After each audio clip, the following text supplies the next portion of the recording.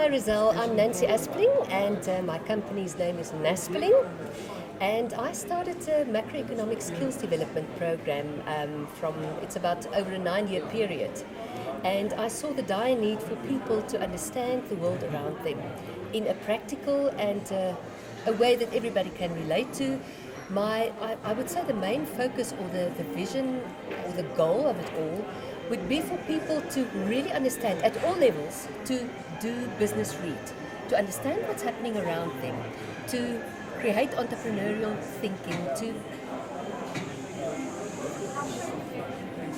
to create, I don't know. Just carry on, just carry on. No, we'll edit it out, yeah. Don't forget about the camera. We'll edit it out. Okay. Where was I? As if just see me as one of the exhibitors coming here, and I'm very interested in your. Right, there are so many people at varsity. You learn about economics. It's all theoretical, but people can't apply. So once they get the qualification, they are being appointed in a job. They can't apply, and they are overwhelmed. They get disengaged, and they can't do the job. And people expect them to do the job. Right. So that is like a breaching between the theory and the business world for people to understand macroeconomics. And I think as a foundation for every kind of upskilling or skills development further onwards, I think the foundation would be first learn about macroeconomics, understand macroeconomics, understand how that affects our lives, what would the cause or the effects or the consequences of a strike be. Industry strikes,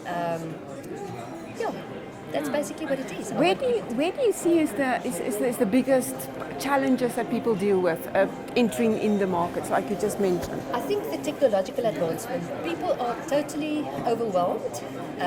They've got the theory, as I said, they've got the theoretical background, but they don't know how to apply that in the job. So they're being bombarded with email, and technological advancement it's a continual process. Businesses can't do without any continual technological advancement, so they need to be updated, but the people are being left out and they feel disempowered. They are pushing buttons. It's a generic outcome. It's a system-driven decision, so what's in it for them? So there's no pride, there's no confidence, there's no knowledge really or understanding. I want to create an understanding and awareness, and people are confident. Confident people can build the business, and once the business is growing, we can create jobs. And that is where business growth starts to happen. But we need to get back to the foundations, fix that, and then do the further skills development. So how do you do it? Have you got a facility in Pretoria? Are you across the South Africa? I do it on site, so it's more, my market would be more corporate and government. And I do it on site. So I go to the company in their boardroom or their facilitation room, and I do it all technology. I use the latest technology to do that. It's a very unique method that I'm using. It's not the theory or that everybody's done. You know, so many people have done economics at varsity, but you can't apply that. It's theory.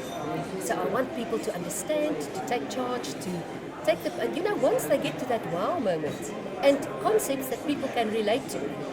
So if instead of explaining supply and demand by way of a graph, and people just study that graph, they write exam, they get the certificate, and they can't do anything with it. I explain that in Valentine's Day because that's universal. Everybody understands Valentine's Day. Of course,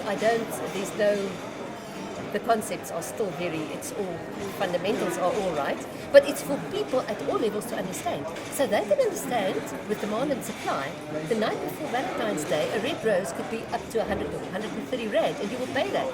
But the night after Valentine's Day, there's no demand. So that's supply and demand, and people can relate to that. So if you can just get people to understand that. So in 3 days, I'm doing the financial markets. Foreign exchange market is a huge one. Economic growth, fiscal policy, monetary policy, interest rates, balance of payments, very important for people to understand the trade balance, and the political or the effects of political events, how that will affect our rand and the well-being of all South Africans in the South African economy. Great. So that's basically what it is. Thank you, Nancy. Thank you so much. Thank you.